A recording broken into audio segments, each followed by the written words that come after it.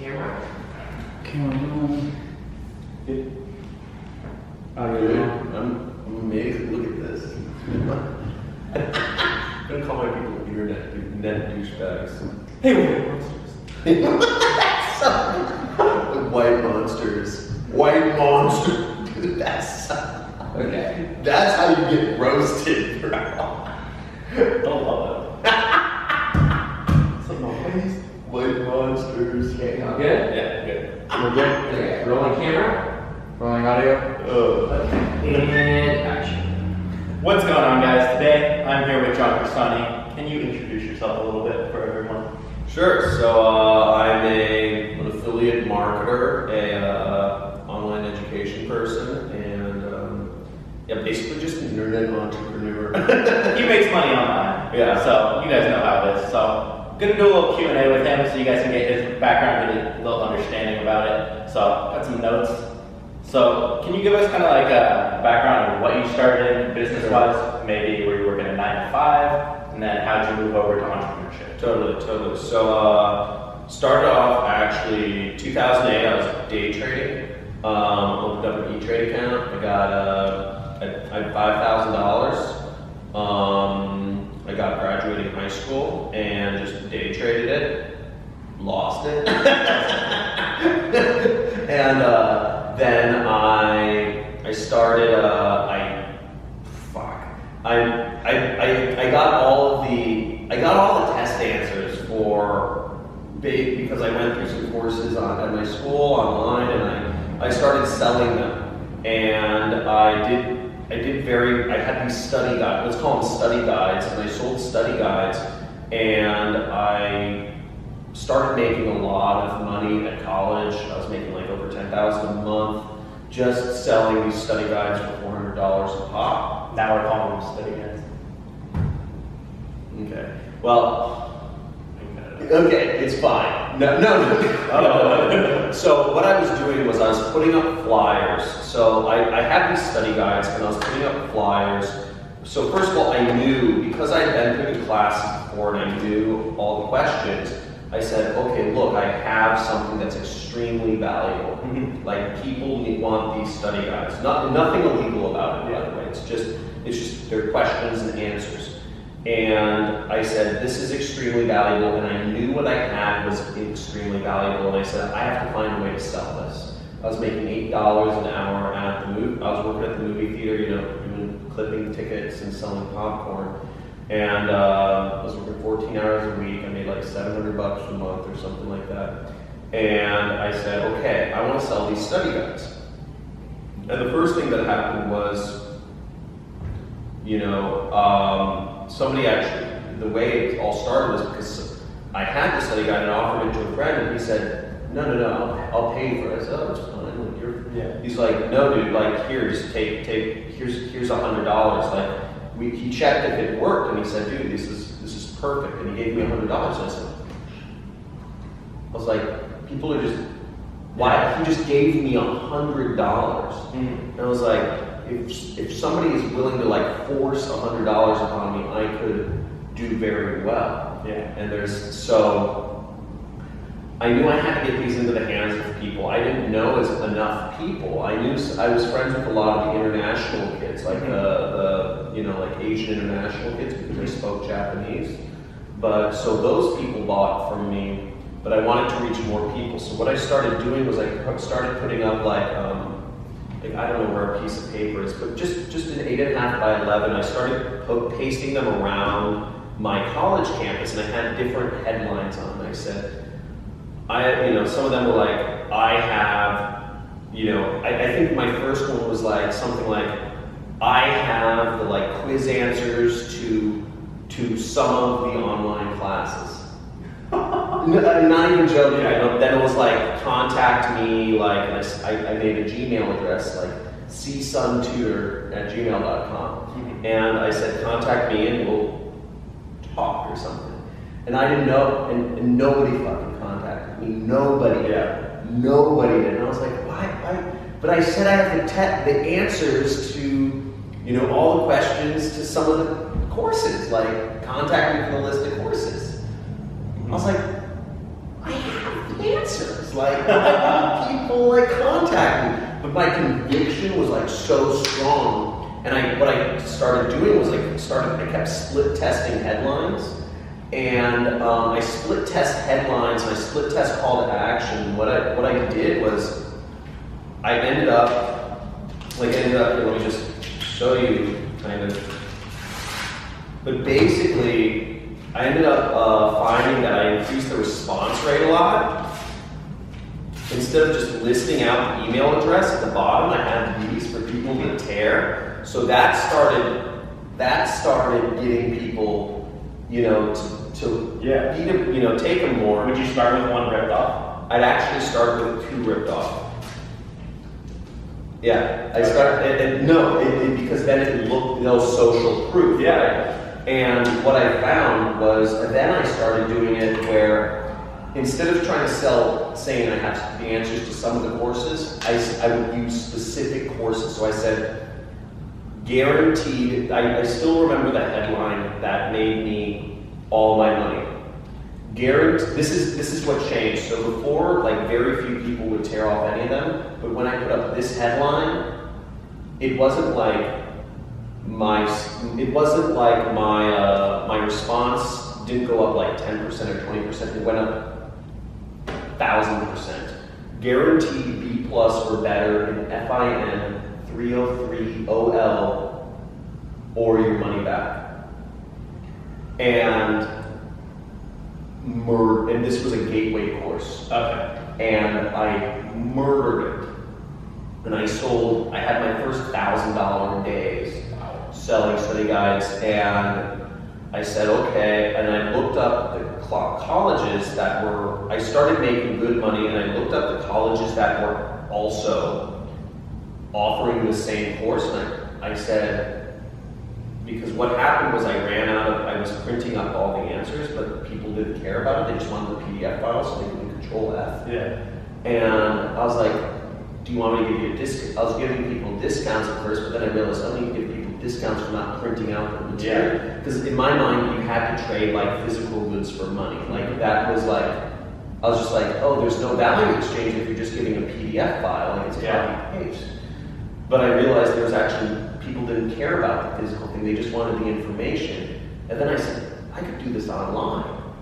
And I mean, really the rest is history. That's crazy. So you're doing marketing before you really knew. Yeah, and then I just took it to AdWords. Then all I did was I took it, I took a WordPress site and I took it like a shopping cart, like PayPal, and then I just WordPress, PayPal, and then AdWords, and I mean the rest is history. I mean, do you want to go back to that same school and start going again? No, I know I always could. I mean, it's like, I don't think anybody's doing it. I mean, it's just, there's so many ways to make money. It's unbelievable. People just are lazy, I think. And not great. But, okay, that leads me to what type of businesses have you started and what are you currently doing now? So that was your first entrepreneur venture? Yeah, so that was fun. And when you're like 19 and you're doing $10,000 a month, like, and you have like no obligations, it's all money on the table, it's a lot of fun. But you never go back to working again, so yeah. Businesses I've done, eBay. I was selling stuff on eBay. I bought 99-cent classified ads, and I would find really niche info products and like resell those. Okay. Because people care more about the information. So I found really niche products. Other businesses I started, so that was like really early on. Other businesses I started, obviously, affiliate marketing. Agency. I was running my own agency where I was, charging people to manage their Facebook ads or their Google ads. So anywhere between, when I started, I was charging people $500 a month. When I ended doing that, I was charging people like $10,000 a month. And it all depends on who you're talking to, right? Like if you're, like when I was selling clients for $500 a month, I was like, how could anybody sell a client for $10,000 a month? But the thing is, you're just talking to the wrong people. If you're talking to like a barber shop, like, yoga studio, a local yoga studio, yeah, you're never going to be able to. Well, am I going to pay you $10,000 if your ads are going to go make me $100,000 a month? Yes. But if I'm a small business and you might be able to make $1,000 extra, then you're going to pay them. Exactly. If you're a local yoga studio, like, yeah, you're not going to be able to afford, like, to pay my fees of $10,000 a month and like all the ads, so it doesn't make sense. But if you're talking to people who run big businesses, it's totally different. But they hang out in different places. You're not going to meet them. You're not going to meet them On Facebook. Yeah. No, you can meet them on Facebook. You can meet them too. Are you kidding me? Yeah, like I'm on Facebook. Like you're on Facebook. Like we run pretty sizable businesses. So affiliate marketing. That's where I made like my millions. Then info product. Obviously, I'm doing online education, and right now I'm also doing a startup. So we're raising like a software platform. So kind of like blockchain for education. So it's kind of like we're doing like that's for the future. Yeah, we can go into that later. Yeah, we will get into that. But so what's making you most money? Affiliate marketing? Right now, what I'm doing is my online education. Like just kind of, it's all kind of passive right now, but it's my online education and affiliate marketing. Yeah, so I'm solely focused on raising $4 million right now for building this education startup that I'm working on. So I'm focused on that, but I just have my stuff basically working a lot of time. Now, I have a question for you on this one. One thing my following always sees, I'm transparent with everything, is how much I make from courses, and you just said what makes you the most has been online education, or a lot of it. And a lot of people are then, oh, why don't we make a course on making courses? Yeah. You have to have some skill that people want to know, especially if you're money making thing. You have to have done it. You can't just go do it for a week, make $1,000 and then start a course. It doesn't work like that. You have to know how to build a following as well. So, no, going straight to courses isn't the answer. You have to learn skill, be able to teach and help other people as well. If you can't get other people results, it won't last. So, it's the whole thing with that. Sorry, I'm on tangent. Yeah. So, let's talk a little bit more on affiliate marketing. What has been like what's your biggest commission and maybe biggest day with affiliate marketing? Okay. Like biggest single commission. So the affiliate program I started out at this was in 2012. I started out on this gold investment affiliate program called Regal Assets. Now at the time, my buddy Kelly Felix, if anybody knows Kelly Felix here, he had like an IZOP program called The Rich Jerk and Bring the Fresh and stuff like that, but very successful dude. Ran this gold company, whatever, was involved with this gold company. They offer 3% commission on sales. So 3% on total investment amount. And the way it worked is I put up squeeze pages, I get leads for their salespeople, name, phone number, email address. And if the lead closed, if the lead ended up moving their retirement, their 401k, into gold, I got 3% of that. Now, the biggest deal was like $1 million something. So the biggest deal from one of my leads was $1 million something. So that was like $30-some thousand in a day. Like I think it was like 32,000 or 31,000 from one lead. And I was not spending any money to get these leads either. How are you getting them? What? How are you getting them? I actually had a deal. I had a custom deal with the company, so I didn't even pay any ad costs. Okay. So that was the deal I made with the company. I said, dude, I'm gonna blow up your stuff. I'm gonna take you guys to the moon, but I don't want to pay for my ad costs. I want you guys to pay the ad costs and pay me the normal commission. Done.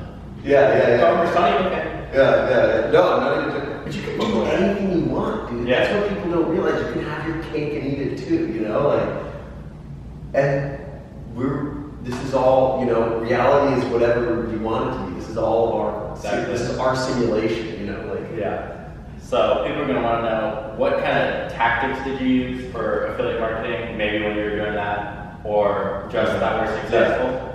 I did, okay, so exactly what I did bidding on, I did Google AdWords search, bidding on competitor plus review keywords. So Regal Assets, big competitors were Lear Capital, Rosalind Capital, Goldline, Advantage Gold,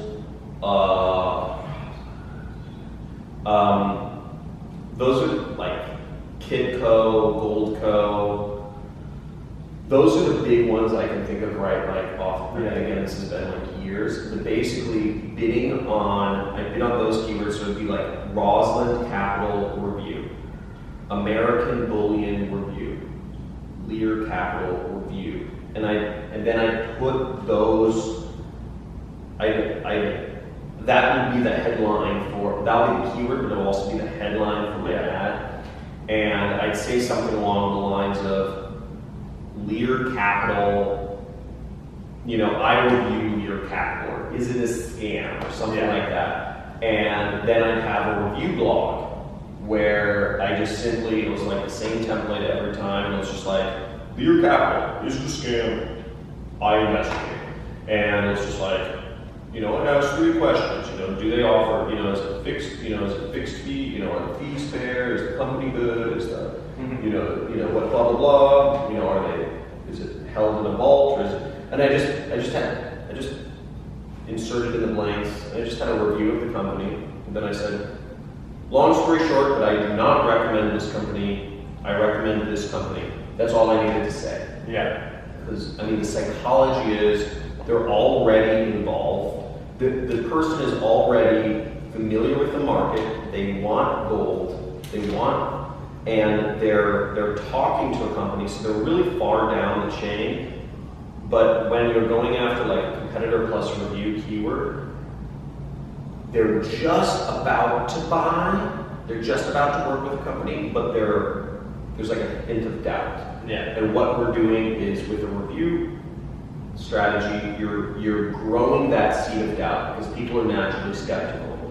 You're tapping into that fear that's already in them, fear of making a mistake, fear of the unknown, and then so you're tapping into that, and then you're giving them direction of what to do. Yeah. Because in their mind, they're already thinking like, I hope I don't get fucked. Mm-hmm. Like, am I making a bad decision? Like you said, more people look up like reviews of you. They're like, is this guy legit? Or like, right? People are like, is this guy real? Like all his cars, right? And they do me because people are skeptical. Yeah. But you just give them direction. Yeah. Okay. And it works. It works like unbelievably so. Have you ever used SEO or free traffic other than just or mainly paid traffic? I actually am becoming a huge fan of free traffic right now. I'm becoming a huge fan of it. I'm working on growing my YouTube channel a lot. But by the way, guys, subscribe. His link will be the first one. But no, I love YouTube. Like I come from a paid traffic background, obviously. Yeah. Like I'm an AdWords guy, but it's like the same. It's like I look at it like the same thing. There's just like different levers to pull, and I just, I have people in Bosnia that do, all this stuff for me, and I just say, and it's like crazy ROI. Mm-hmm. Like I almost look at it like it takes a little more time, but the ROI is just, it's free. yeah, it's free, so it's nuts. The ROI is. I agree. Right? Yeah, YouTube's crazy right now. Yeah, YouTube's great. I think SEO is great. I think Facebook groups are actually. I have a buddy who runs Facebook ad buyers. I don't know if you know Tim Bird, but there's like 50,000 people. You can have great. The ROI is great, and it lasts. Yeah. It's super cool. I love it. Yeah. So, do you have any tips for anyone when it comes to creating your ads? Don't be creative. Don't be creative. It's worked, or look at what's working. The problem is I think a lot of people start inserting their own ideas too much into the process, and And if we're trying to make a lot of money, you know, the fact of the matter is, if let's say I have some like idea about what would be a cool ad. Mm-hmm. Well, I live in like vegan Venice Beach, California, like, so I have like, I'm like, I live in a little bubble, right? Mm-hmm. Like, I don't even have a car, guys. Like, I skateboard like everywhere. I don't go very far outside my little. I'm like in a nice bubble though, right? I'm not like a super happy, like beautiful, expensive, clean bubble. But most people are in their own little bubbles. So like I could come up with like ideas on my end and like I have this like really cool idea, like what if we like make this part flash and then we like combine, like we do like a live stream compilation, like. But I'm so, like, why am I trying to be, that may be completely disconnected from the rest of the market. So yeah. I look at what works, pure and simple. I browse the internet. I don't even use many spy programs. This is like a little inside information. I don't use many spy programs. I literally just browse the internet and look for ads. And I create a swipe file.